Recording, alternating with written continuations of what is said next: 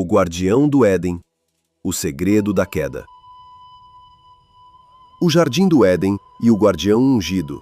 No princípio, Deus criou os céus e a terra. Ele formou um jardim no Éden, um lugar perfeito, e ali colocou o homem que ele criou do pó da terra. E plantou o Senhor Deus um jardim no Éden, do lado oriental, e pôs ali o homem que tinha formado. E o Senhor Deus fez brotar da terra toda a árvore agradável à vista e boa para a comida, e a árvore da vida no meio do jardim, e a árvore do conhecimento do bem e do mal. Gênesis 2, 8, 9. No meio desse paraíso espiritual, habitavam não apenas Adão e Eva, mas também seres celestiais. Entre eles estava um querubim ungido, adornado com pedras preciosas e dotado de sabedoria divina. Ele era o guardião do Éden. Estavas no Éden, jardim de Deus. De toda pedra preciosa era a tua cobertura: o sárdio, o topázio, o diamante, a turquesa, o ônix, o jaspe, a safira, o carbúnculo e a esmeralda. Foi preparado no dia em que foste criado. Ezequiel 28, 13. Este querubim caminhava entre as pedras afogueadas, uma posição exaltada na presença de Deus. Ezequiel 28, 14. A rebelião do querubim e sua queda. O querubim, em sua beleza e sabedoria, elevou-se acima de sua posição e caiu em pecado. Elevou-se o teu coração por causa da tua formosura. Corrompeste a tua sabedoria por causa do teu resplendor. Por terra te lancei. Ezequiel 28, 17. Esse querubim rebelde tornou-se a serpente, disfarçando-se para enganar e destruir a obra-prima de Deus, a humanidade. E foi precipitado o grande dragão, a antiga serpente, chamada o Diabo e Satanás, que engana todo o mundo. Ele foi lançado na terra. Apocalipse 12, 9. A serpente, mais astuta que todos os animais do campo, aproximou-se da mulher, lançando dúvidas sobre as palavras de Deus. Ora, a serpente era mais astuta que todos os animais do campo que o Senhor Deus tinha feito. E disse à mulher: É assim que Deus disse: Não comereis de toda a árvore do jardim? Gênesis 3:1. Eva respondeu que morreriam caso comessem do fruto, mas a serpente insistiu: Certamente não morrereis, porque Deus sabe que no dia em que dele comerdes, se abrirão os vossos olhos, e sereis como Deus, sabendo o bem e o mal. Gênesis 3, 4, 5. O fruto do conhecimento e sua consequência. Eva, atraída pela aparência do fruto e pelo desejo de sabedoria, comeu dele e compartilhou com Adão. E vendo a mulher que aquela árvore era boa para se comer, agradável aos olhos e árvore desejável para dar entendimento, tomou do seu fruto e comeu, e deu também ao seu marido, e ele comeu com ela. Gênesis 3:6. A Bíblia frequentemente usa a palavra fruto como uma metáfora para os resultados ou consequências das ações, palavras ou ensinamentos de uma pessoa. A seguir, alguns versículos que indicam que fruto pode se referir a ensinamentos ou palavras. 1. Provérbios 18, 20 e 21. Do fruto da boca, o coração do homem se farta. Do que produzem os seus lábios, ele se satisfaz. A língua tem poder sobre a vida e a morte. Os que gostam de usá-la comerão do seu fruto. Aqui, o fruto da boca refere-se às palavras ou ensinamentos que uma pessoa profere. 2. Mateus 12, 33 a 37. Ou fazei a árvore boa e o seu fruto bom, ou fazei a árvore má e o seu fruto mau, porque pelo fruto se conhece a árvore. Raça de víboras, como podeis vós dizer coisas boas, sendo maus? Pois a boca fala do que está cheio o coração. Neste contexto, Jesus usa fruto para descrever as palavras e ações das pessoas como reflexo do seu interior. 3. Hebreus 13:15. Portanto, ofereçamos sempre a Deus, por meio de Jesus, sacrifício de louvor, que é o fruto dos lábios que confessam o seu nome. O fruto dos lábios refere-se às palavras de louvor, confissão ou ensinamento. 4. Oséias 14:2. Levai convosco palavras de arrependimento, e convertei-vos ao Senhor. Dizei-lhe, perdoa toda a iniquidade, e aceita o que é bom, para que ofereçamos como sacrifício o fruto dos nossos lábios. Fruto dos lábios, novamente, é associado a palavras de arrependimento e louvor. 5. Mateus 7:15 e 20. Acautelai-vos dos falsos profetas que vêm até vós vestidos como ovelhas, mas interiormente são lobos devoradores. Pelos seus frutos os conhecereis. Porventura colhem-se uvas dos espinheiros ou figos dos abrolhos?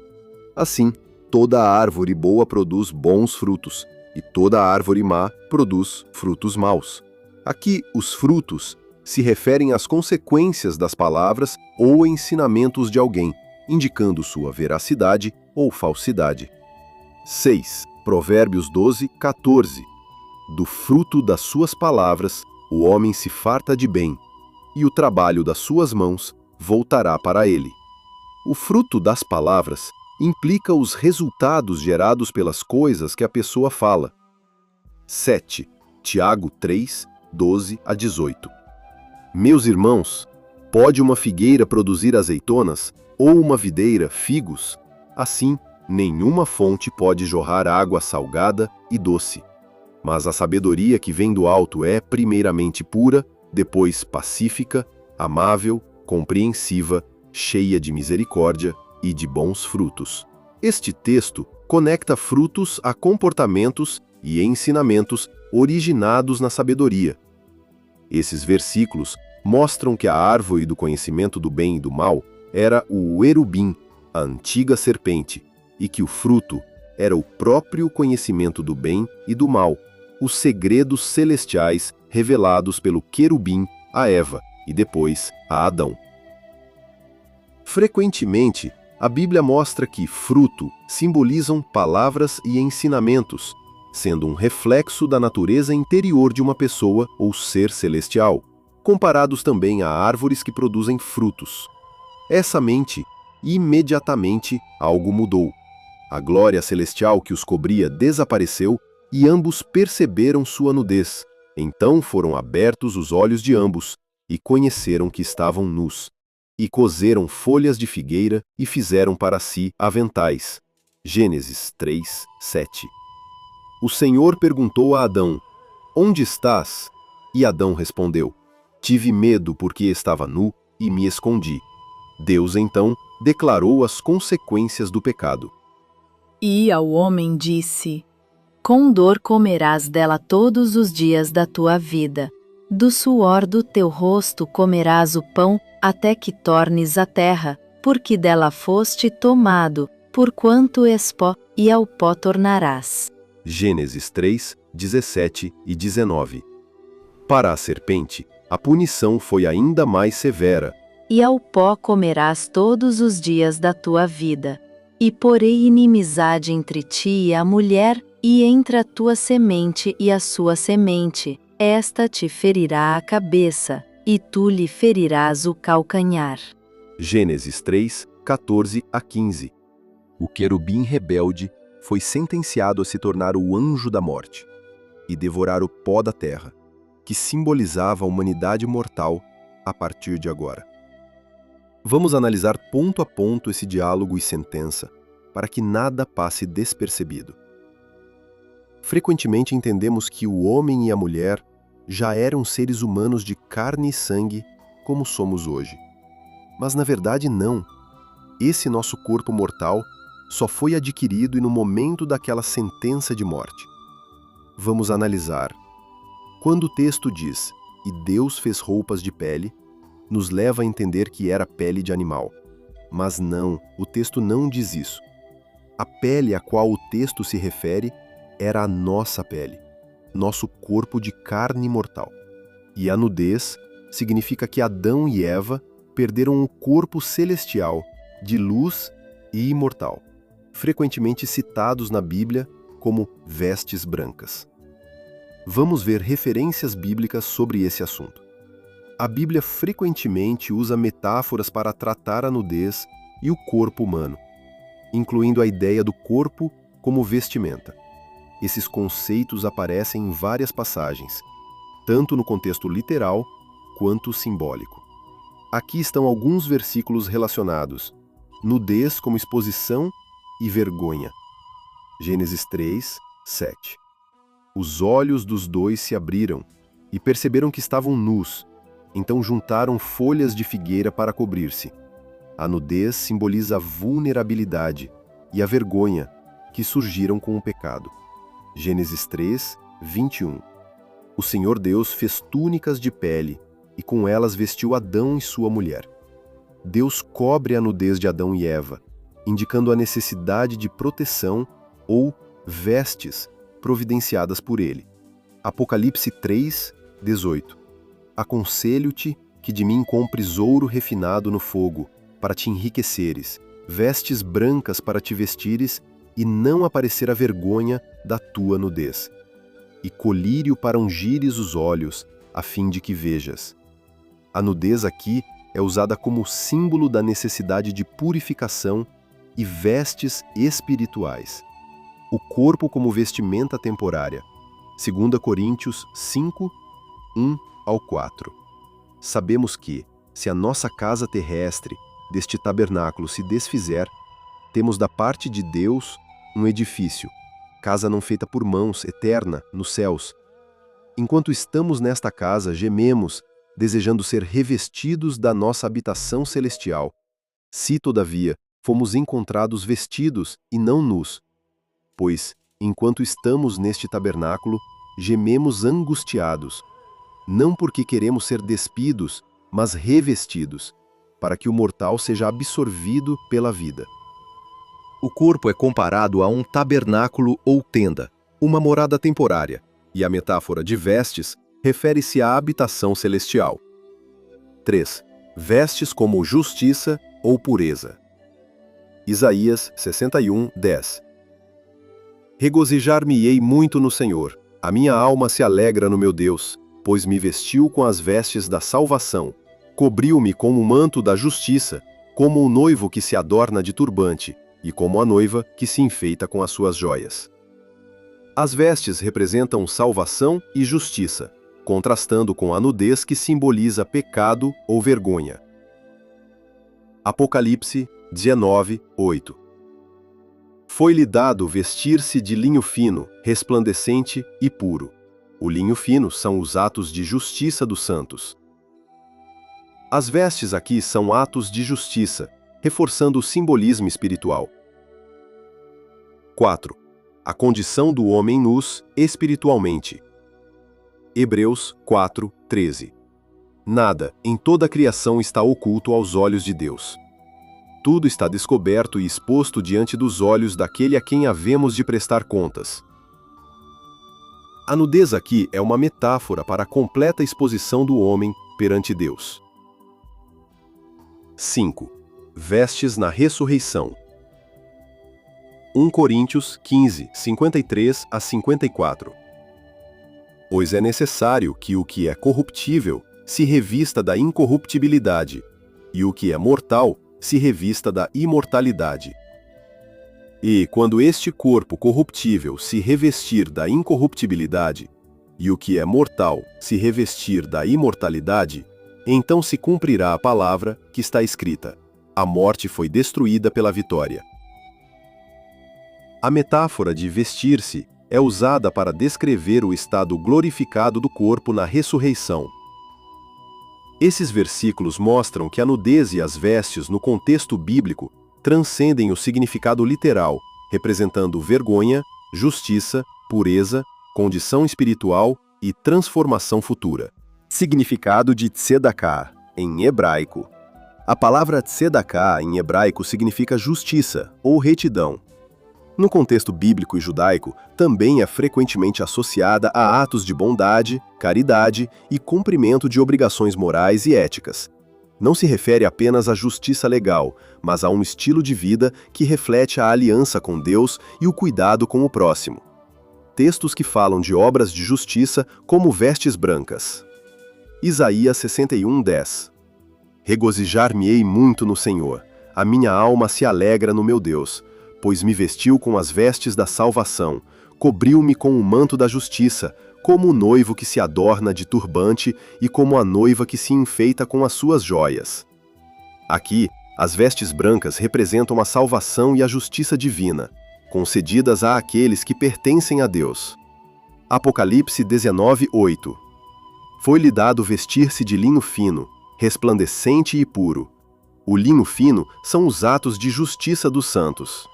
O linho fino simboliza os atos de justiça praticados pelos santos, apresentados como vestes puras e gloriosas. Textos que falam de lâmpadas acesas e obras de justiça. Mateus 5,16. Assim brilhe a luz de vocês diante dos homens, para que vejam as suas boas obras e glorifiquem ao Pai de vocês, que está nos céus. As boas obras são comparadas à luz que brilha no mundo, refletindo a justiça de Deus. Mateus 25:1-13, a parábola das 10 virgens. Naquele tempo, o reino do céu será como 10 virgens que pegaram suas candeias e saíram para encontrar-se com o noivo. 5 delas eram insensatas e 5 eram prudentes. Lâmpadas acesas simbolizam a vigilância e a prontidão em viver uma vida justa, aguardando o retorno de Cristo. Lucas 12:35. Estejam cingidos os seus lombos e as suas lâmpadas acesas. As lâmpadas acesas representam a vigilância e a prática contínua de boas obras em fidelidade ao Senhor. Conexão entre justiça e vestes luz. A metáfora das vestes brancas e das lâmpadas acesas enfatiza a pureza, a santidade e a prontidão espiritual. A tzedakah, justiça, é manifestada tanto em ações visíveis, como boas obras, quanto em uma vida moralmente íntegra. As vestes brancas e as lâmpadas simbolizam essa preparação e fidelidade, fundamentais para estar na presença de Deus. A Bíblia é repleta da palavra justiça. Essa palavra original vem do hebraico tardakah, e muitos não sabem seu real significado. O texto, buscai primeiro o reino de Deus e sua justiça, ou seja, e sua tzedakah, ou seja, caridade, amor ao próximo, bondade, boas obras, obras de justiça. Na tradução para o português, o real significado dessa palavra tzedakah, justiça, é ocultado. Vejamos alguns textos.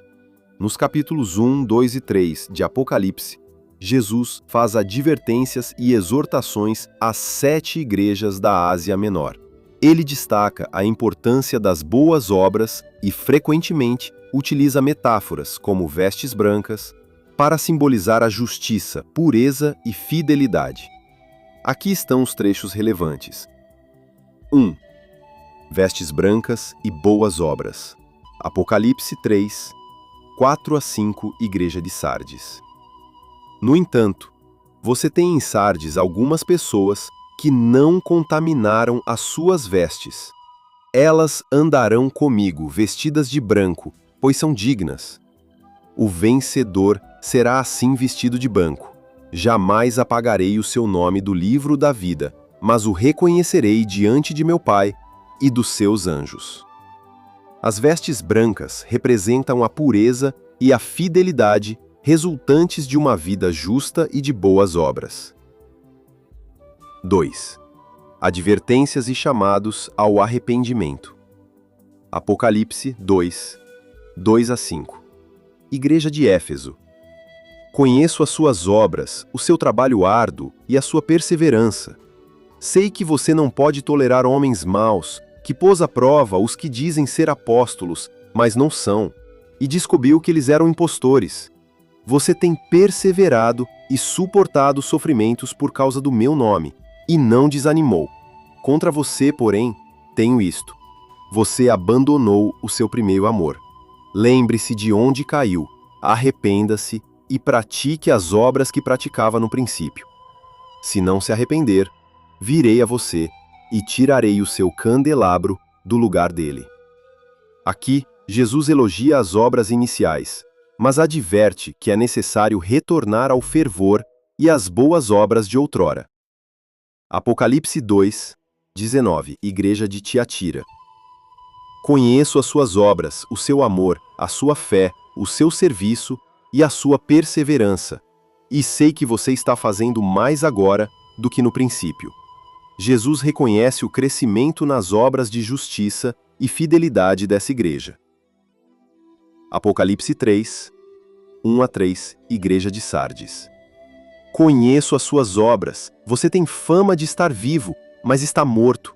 Esteja atento.